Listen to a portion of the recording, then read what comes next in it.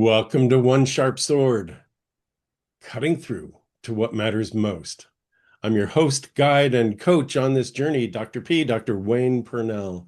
Today, my guest is Robert Beaven. He's a human-centered culture architect who has spent more than 2 decades helping leaders and organizations build culture where people thrive and performance follows. His work is so aligned with what I believe about culture and organizations. Building culture isn't just a side initiative, it's the strategy for success. Robert's work bridges leadership alignment, psychological safety, and courageous conversations. Today, we'll explore what all of that means, especially during these times of real complexity. Robert Bevan, welcome to One Sharp Sword. Thank you, Dr. P. Glad to be here. I'm so glad you're here.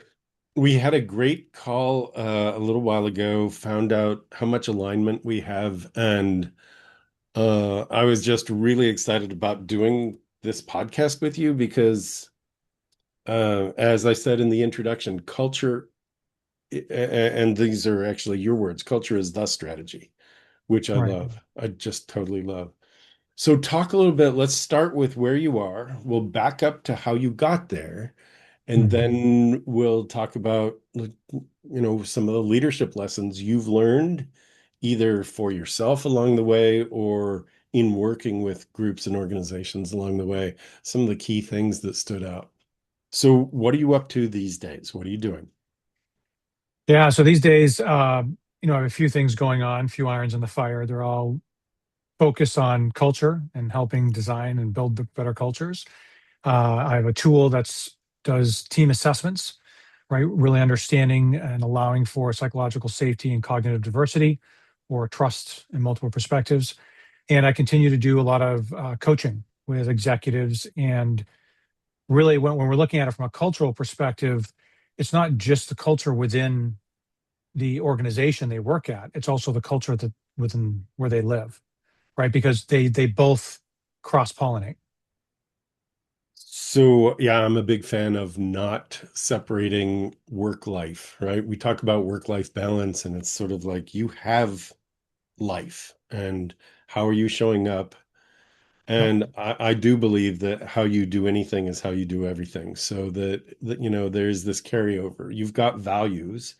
They shouldn't pause at work or pause at home. It's like you've got values.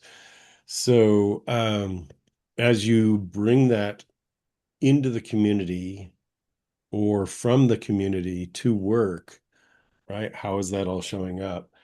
Talk a little bit about your what you believe about psychological safety. Whose job is that?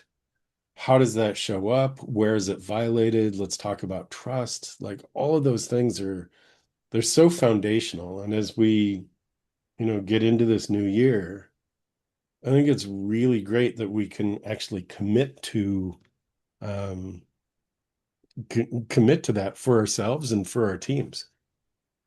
No, I love that, and I loved in your book, Choosing Your Power. You talk about curiosity, right? And being curious is really the core of allowing for psychological safety, for allowing for that trust to be built.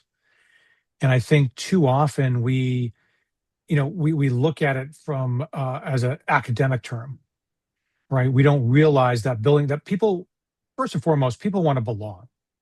Like no Yes. one wants to go to work and not be part of something where they feel like they belong.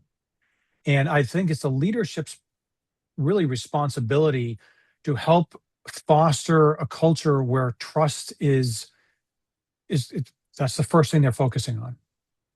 And I think too often, because trust will be broken. I know as an executive, many times I've broken trust, and it's trying to get that back. And it's being aware that it takes time and it's through your actions. It's not a check the box kind of piece, if that makes sense. Oh, it totally makes sense. It totally makes sense. I know early on there were places where I was out of alignment as an early manager. I mean, this was decades ago, and I had to tell my team that due to county funding.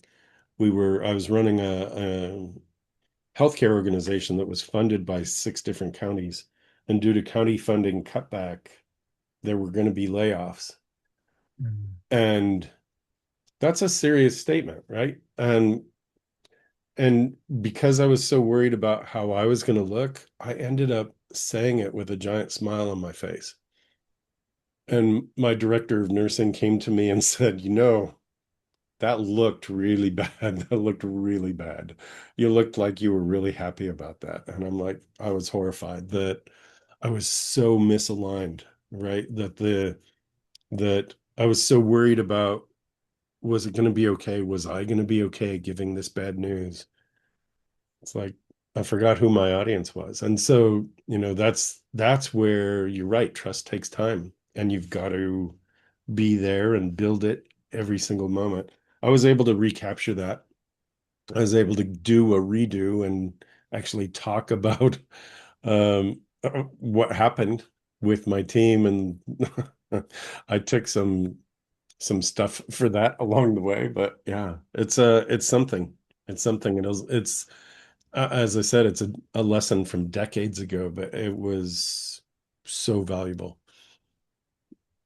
No, I love that. And I have a similar story where I remember when they put me on a new team as a manager when I got promoted because of performance, not because I was a leader.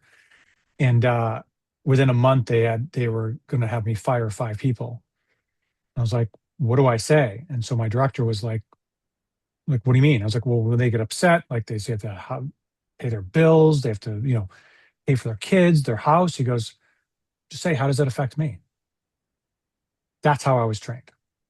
No, I Ouch. didn't say that. Yeah, I mean, how Yeah. did like how am and so I stumbled and scrambled over it, and after a time, I started learning how to either find them a different place within the organization, help them look elsewhere, but not be at that cold. And we've seen it in the last year where people are fired on a Zoom call or laid off, or so like Oh, yeah.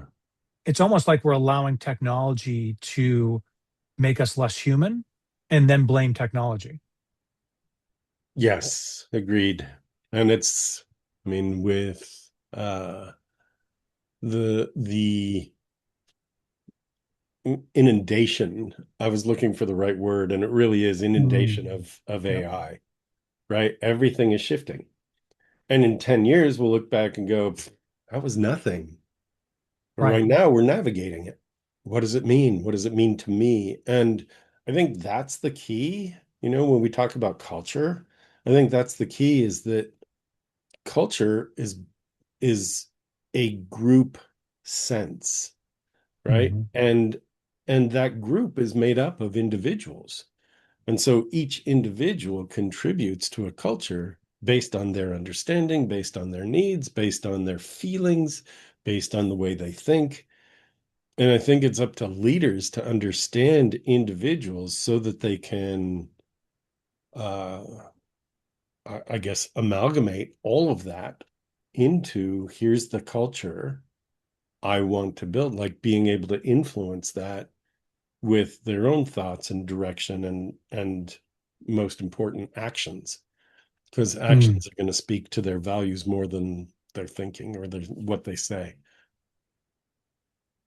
Yeah, I love that. It kind of reminds me of what was in your book where you're talking about like we're trying for perfection. We're trying to be the perfect leader, right? And we're trying to for whatever this looks like, not realizing that we could already be there. We just don't need to. First off, I think we compare ourselves to others too way too often, right? Part of that's our society, right? What you dress, how you drive, all this other stuff, right? I think that I think it was Emerson, wasn't it Emerson, who said comparison is the thief of joy? I'm not sure who yes, said it, but it was, yeah, yes. that's true. Yeah, it wasn't. It might have been Emerson. Yeah, no, I love that because it is. You really think that it's taking away that joy, and I think the big thing is, especially for leaders, is fear. There's so Oh, much big one. fear they're going to make mistakes, and I can tell you, I still make mistakes. I mean, I've been doing this for decades. I've been coaching people and trying to become. I still, this year, I've made multiple mistakes. Robert, you're not perfect. What's up with that? I know, right? Yeah. Well, that's what we try for, but and that's where the actions come in. Right? You know, when Yeah. I'm coaching certain executives and they're struggling with this, say, listen, go and make a mistake on purpose and then own it in front of the room when someone calls you out. Right? There's a great YouTube video of this professor who writes down like there's 10 equations and he's writing them all out Oh, and he I've gets seen that one one. wrong. Yeah. Yeah. And they're like, he goes, well, what about the 9 times I did it right? We're so focused on when people make mistakes, we forget that A, they're not perfect, right? And that we need to say, hey, great job these other 9 times. Yeah. And that's helped me see that. Like I've realized that instead of reading something, so like when I'm reading, I read like a book a week. I innately see where there's an error. There's always an error Yeah. in a book. No book's perfect. And Yep. before I used to write it down and I would sit there and email the publisher or whatever and say, hey, listen, I found this error. And now I'm like, what am I doing? Yeah. What a waste of time. It's Yeah. okay to have mistakes. I had someone I worked with when you'd referenced Choosing Your Power. It was my first book. And when it came out, I was so proud of it. And it's my baby. And prior to recording, I was talking about how I would redo so many things in that book. They weren't mistakes at the time. And these days, I look back and it's like, oh, I would say this differently. I had somebody I worked with when it came out, she found 22 typos. And it had gone through me multiple times. It had gone through two different editors, and still, those things stood out. It's like, okay, okay. I'm not I'm not republishing just for the sake of Right. eliminating 22 typos. That said, there may be a renewal of that book at some point. But if I think the values of the organization and the individual leader, I think if those values are that we are a learning organization and that I, as an individual, am a learning organism, then it's not a failure unless you do it a second time, Mm. right? That that is like you've updated the data that you've received. That's all, right? You didn't set out to make a mistake unless you're doing it deliberately to prove something to your team members. Like, look, oh yeah, I did make a mistake. And I'm in two minds about that. I've seen, there are hotel chains that deliberately withhold towels and or, Mm. they'll make a quote unquote mistake. And the reason is because most people will forgive the mistake if it's handled correctly. And then they'll remember how it's handled. And so the higher end hotel chains, there are several of them that do this. They'll make that quote unquote mistake and then they'll handle it by giving flowers and extra gifts. And then all of a sudden, you're talking about how they handled this thing versus the mistake they made. Right. I, I, I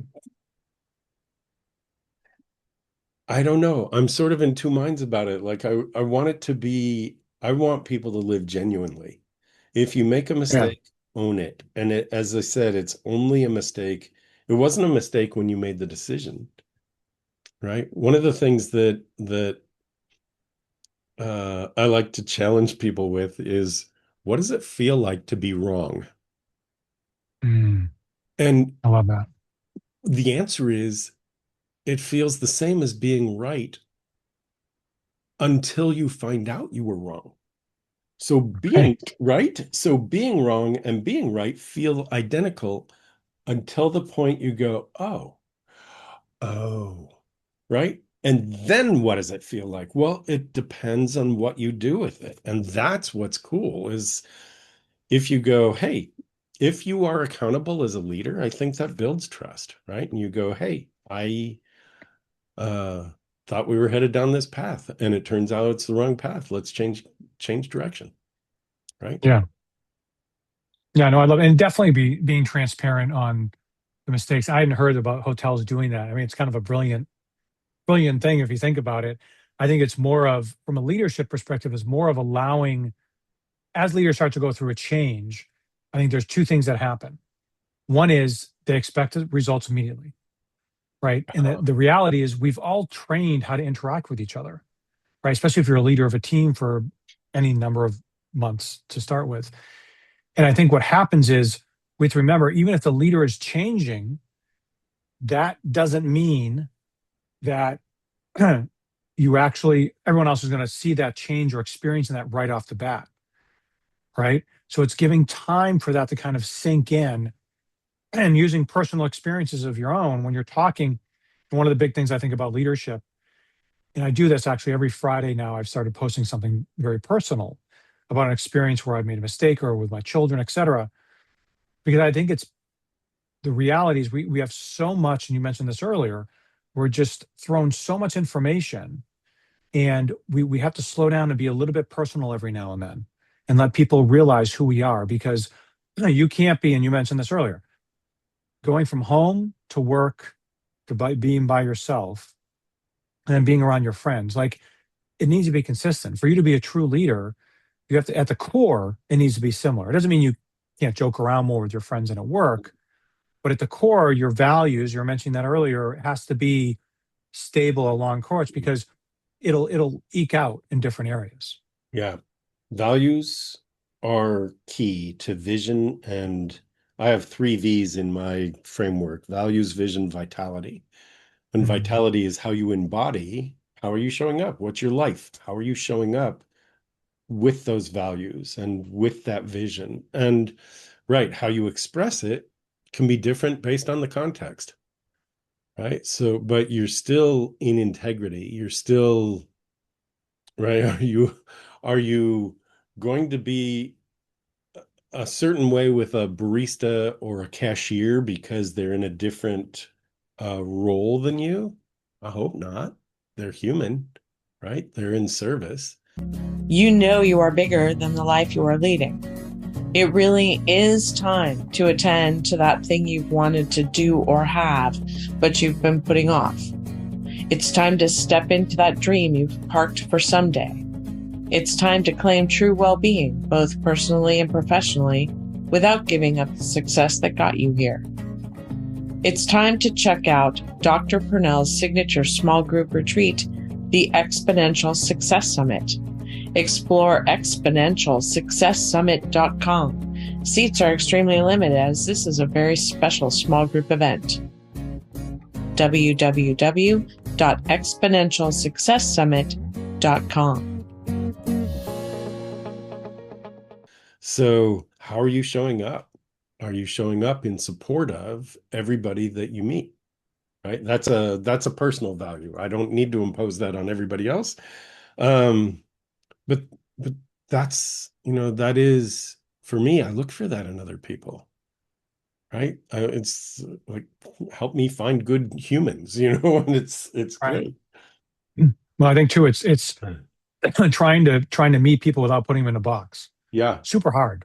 Super, yeah, like you said, mentioned the barista. You automatically put them in a box. You have no idea what their story is, exactly. right? And I think it's really trying to be comfortable being uncomfortable. That's a trick. That's a trick. Well, you talked about immediacy, immediate results, right? So I'll share coaching I did with a business owner. And if you've got stories, I'd love to hear them too. This business owner was trying to show himself in control and just felt like he had let control go to his team. And I shadowed him, and I watched the way he'd walk into a team meeting, and his head was down, and his shoulders were up a little bit, and he was almost asking for approval instead of setting the context. Walk in, shoulders back. You own this place, right? These are people that want you to say where we're headed. We're all headed in this direction. That's what vision is about. Do you believe in that vision? So the coaching was really around, can you stay focused on this vision and can you bring that into everything you do? And remember, the people in this room, they're not judging you. And maybe they are, but so what? They want you to succeed so that they can succeed. And that's really the trick of leadership, isn't it? I love that. It was funny the first time I was on stage, a good friend of mine, who is a coach, said, for speaking coach, said, Rob, everyone wants you to succeed. Like everyone wants you to be successful and make them feel like they belong and they're part of the conversation. It's true. And that it stuck with me. And just like you said, right? It's people want you to succeed. People want you to be a good leader. Yeah. People want to come to work and to feel like they belong. So how Yeah. do you create that? Because that power is a lot more powerful than a title. So much so. So much so. I had my very first drama coach in the seventh grade, Mm. early trauma.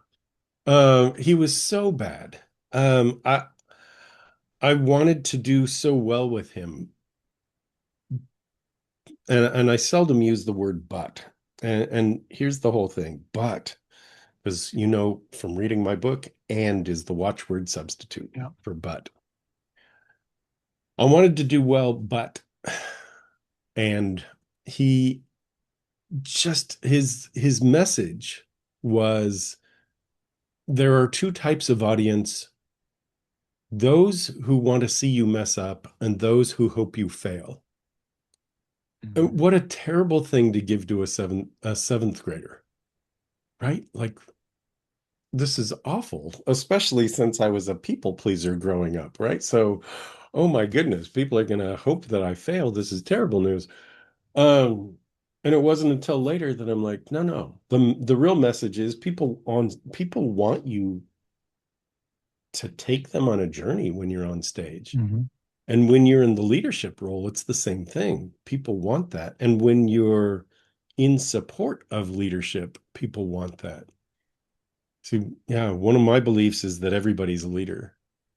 We're all being Mhm. watched. We're all being watched. I know that you've learned things from your kids, Oh, right? absolutely. Right. So everyone's a leader. So dare to have an opinion, dare to say it out loud, dare to share it, dare to share your desires. Where are we going? Right. So this is great. So what got you here? Let's talk about your journey a little bit. What got you here and what kinds of things have you learned along the way? Yeah. Well, like I said, I was a top sales rep in a Fortune 1000. They promoted me because I was a top performer, right? Into management. It's horrible. I did not do a very good job. Uh, I look back and cringe. Actually, I had a conversation a few weeks ago with the director of HR, who I still stayed in touch with, and she's like, we have these conversations from the past of what a nightmare I was. That when I went from site to site, they'd have a tractor trailer follow me because HR thought I was a nightmare. And she was very happy and very pleased at the path I've chosen compared to what I used to do. And I think that, I ended up going out and then doing business development at a few other companies and then realized I didn't want to be in the boys club anymore. Mm, The last company I worked before I left corporate was the only leadership were all males. And it started feeling icky. Even though I was part of the problem, there's just something off. And I finally said, at the time we were just dating, I said to my now wife that I was like, I just don't think I can do it anymore. And she said, well, you love consulting, you love coaching. Why don't you go out and do that? And I was like, well, she goes, don't worry about the money. Like, go out and do what you love. And that's transpired into, working a company that was focused on, building stronger cultures for over a decade. It helped me become a better father by being able to focus on, my children and hearing them and listening to them instead of worrying about, what my role or my title was. I've told all of my kids that, like, it doesn't matter what your job is. The goal, as early as possible, is to be able to say, when someone says, what do you do for work? You say, I don't work. Because whatever you do to make money, you just enjoy it. That's your life. hmm And I think that's really where I've been able to go, thanks to my wife, has created that opportunity for me to go and do my own thing that really brings me joy. and doesn't feel like work. Like talking with you and talking about this. This isn't work. This is talking about things that I love and I appreciate and I want to try to change. That's awesome. That's really great. I think it's so amazing to be supported the way you've been supported, right? Do what you Oh, yeah. love.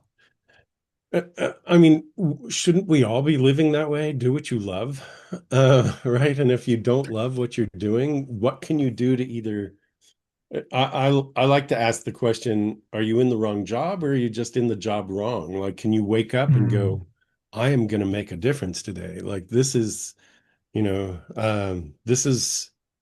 what I do and I love it. I don't always love the things in it. It's sort of, I had a mentor a little while back talk about, when you own a dog, you kind of love that dog. You don't always love cleaning up after it, but that's part of loving the dog, right? So you don't have to love every single bit of what you do, but can you wake up and go, I am in it. Like what I do matters, right? So um you haven't used this word, and I think it's one that is worth focusing on because it's a value that I think if each of us chose to live into just that bit more, it would make connection deeper. And that word is presence. What is mm, your leadership presence? What is your presence as a parent? What is your presence as a partner? What is your parent presence as a community member? Like, how are you showing up? And it's just like getting through the day, getting through the week, getting through the month, getting through the quarter, the year. Whew, and in my other book, I've several of them, and in the significance factor, I talk about, mhm. are you rushing through your week or your life just to get to the end of it, right? And it's like, whew, made it that far. Whew. Um, or is it something that you're like, no, this time is flying fast, but I'm not rushing through it. I'm present every moment. Mhm. Um, Everybody needs something different from you. So when you show up at work, what does your leadership team say? What does your line staff say? What does, it's like, who are you meeting and what do they need from you? And I think those are key questions to keep in mind when you think about leadership presence. And again, everybody's a leader. So who are you being?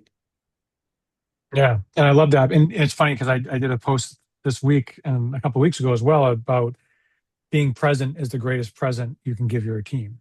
And Nice. then I did to your family, to your, like, it's about, I think we're so, and listen, I understand how our society's built, capitalism, et cetera. Like, I get that. But there's something more important than that. And it's really about time. And I know that, like, going back to learning from my kids, right? I spent, probably 4 hours cleaning my son's car. He was away on vacation. He left his car at our house, cleaned it, detailed it, did all this stuff. And it was his birthday. And I said, hey, I want to take you out to your birthday. And we got in his car. And I was like, why don't you drive? And he's like, you did, like, no, I'm buying you dinner. I was like, no, no, no, no. This is, I just did this for you. He goes, no, but I know your time is valuable. Right. To which I'm saying, no, my time's valuable to do things with you. Right. So it's that whole perspective of if you give people time instead of rushing throughout your day, like to what you Yes. were talking about, if we can slow down and be present, right, be cognizant, right, and really listen, do active listening, right, instead of Yes. just listening to solve, which I'm really good at listening to solve. And one of the challenges I had, and I finally started using this with my spouse, was do you want me to listen to solve or do you want me to listen to hear? And it's Right. interesting Are you because just on a rant or like, and right, all I have to do yeah. is listen or right? Or do you need like help working through this? Yeah. And it's not easy because she'll be like, "Oh, I just want you. I just need to vent." I'm like, "Okay." Then she'll vent, and I'm just sitting there. I'm just like, and she looks at me and she goes, "You're in a lot of pain right now, aren't you?" I was like, "Nope, I'm good," because I just want to be able to because I'm such an extrovert, right? But the reality is, for her, it gives her more joy to know that she can vent without Yeah. having to worry about either mansplaining or giving her an answer that isn't relevant, etc. It's a safe space. I mean, you're creating Yeah. that, which is great. I think that's the value of this conversation is, I'm hoping that these little tidbits are showing up for our audience, that as you listen to this or watch this, that you're getting little pieces that are like, oh, I could try that. Oh, I could try that. Right. But it's, that's what I'm hoping is coming out of our conversation. So, um, yeah, presence, trust, like, and time. Just because someone asks for it doesn't mean that you give it then, right? Hmm. Right in it's not immediate, or it could be. My kids, I taught them as they were growing up. They're all adults and out in the world now, doing making an amazing mark in the world, and I'm super proud of each of them. And as they were growing up, I taught them that they could always ask for my time.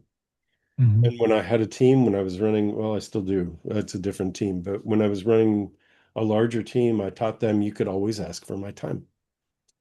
The answer might be it'll be 2 hours before I can give it to you, or it'll be, I will have 15 minutes. In 15 minutes, I'll Hmm. hold that for you. And it's like they know then that that is what's special, period. That's it. Like they are special because I'm reserving that time for them. Hmm. Not like, unless they say it's an emergency, I need you now. Awesome. Right. Everything's right. Now I've dropped everything. What do you need? Right. But I think that's really important that we safeguard our own values by creating boundaries. And that way, by the way, that makes us trustworthy. When we have Mm. boundaries, that makes us trustworthy. So, Absolutely. yeah. Yeah, and it gives you, because remember, I think that people often forget that you need to take care of yourself to be able to take care of others. So by giving yourself boundaries, right, being able to say no, like one of the big things I've seen a lot, and a lot of the executives I've spoken to is like, I just don't have time because I don't know how to say no. Like, Mm, well, let's practice it, right? Because they want to be everything to everybody, and the reality is they need to empower people, right? That's what leadership really is, whether it's at home or wherever. It's not having to do it yourself because you want it done right, because you don't know. It's not giving them the opportunity to learn or grow. Like leaders should be focused on the greatest leaders out there are the ones where people are being promoted all around them. mm. And we used to have one of the company I was at for a decade, a CMO or chief marketing officer. She asked me one day, she's like, "Why is it every new person spends 2 weeks with me when they first come to the company?" I was like, "Because you're better at I am than onboarding, and I know if they spend 2 weeks with you, they're going to be 100% better than spending 2 weeks with me at first." She's like, "Oh, I never knew." Like, and I probably should have given her a little more warning of why that was happening. But I truly, everyone that spent time with her for a number of years, they always were just so prepared compared when they only spent time with me or with someone else. Like that was her superpower, right? But that's the whole thing of being a leader is knowing the people within your team that can do things as good or if not better than you to allow me to do other things. So good. So good. Know where the institutional knowledge is and who's the best one to convey it. It's Yep. such a great message. Yeah. So And good. realize that I think one of the big things right now with a lot of people, they have the quiet quitting, they have all the different terminology they're using. I think it's being aware of those that are being quiet on your team, right? How do you bring them into the conversation? How do you help elevate them and find out what's important to them instead of just like what you mentioned earlier, just checking the box, doing the metrics. And it could be those that are quiet on the team are introverts and they're processing Yep. differently, right? So, um, and maybe you've got different kind of coaching ideas. One of the things that I would do is I would invite and or practice. Here's what we're going to talk about. And if you've got things to contribute, I'd love to have it. So, and I'd put that out a day or two ahead of the meeting. Yeah, That would always frame the meeting so that it would go really fast. And that way we're not off on different, topics or tangents. Here's what we're going to talk about. Here's what we need to resolve. Bring your ideas, right? I love that. Yeah, and it was interesting because we ran when we first were doing beta testing for octahedron. We did that with our internal consulting team, and we had someone on there that was an introvert, and it was really interesting because after we went through a few of the exercises, there was trust. She felt safe, Hmm. and so she came to me and exactly what you said, Rob. I want to start sharing more, but it takes me longer to process. Do you mind if you share the stuff pre-meeting, like just a couple hours? And I said, if I have it, I'll give it to you the day before. First time we did that, she showed up as a totally different person and gave us ideas and different perspectives that blew us, everyone on the team away. Right. So to your point, it's finding out if it's not calling them out in Right. front of everyone, it's calling them in, maybe pulling them aside. Hey, I love I that. noticed that you don't share a lot. Like, is there something I could be doing different? Not, is there something you need to do differently is share. Take it on you. What do I need to do differently where I can hear more from you and your ideas and perspective? What would that look like? Huge, Rob. That's a huge piece. What do I, as the leader, right? Parentheses, what do Hmm. I need to do differently for you so that you can fill in the blank? And I love the other thing you just said, which is you said it slightly differently, but this is key. Don't call them out, call them in. I Hmm. love that. I love that. It's huge. It's really good. What keeping track of our time, what would you hope we would have talked about? What kind of, key points do you want to make? What do you think are the key points we've already made? And or how do people find you? How's that? Yeah, absolutely. I mean, give yourself grace. Oh, nice. We all So need nice. grace. We do. It's especially day and age. It seems like, it's a different world we live in than 5 years ago with the pandemic and a lot of the changes. We need to give ourselves grace. We need to give other people grace. There's a lot of anger and negativity out there. And I think that what fascinates me is people are focused on what, what the differences are instead of what the similarities are. I think we have more in Mm, common.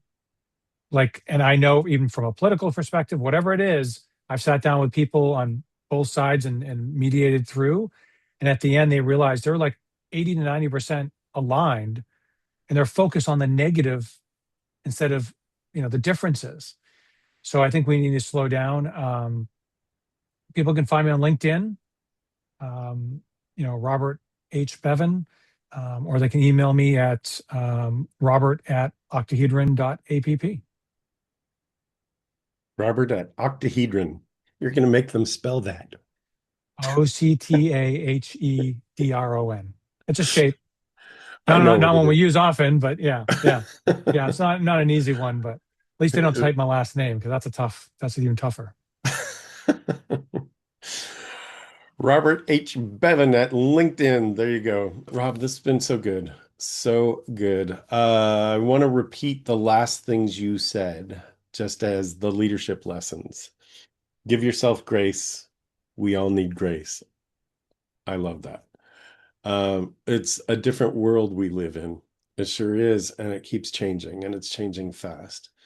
You pointed out that there's a lot of anger and negativity, and what we know, you and I both know that having a common enemy allows people to pull together. The problem is that we've become polarized so that the Mhm. enemy is each other and we're all in this together. So, um, yeah, getting past the anger and negativity, people are focused on the differences more than the similarities.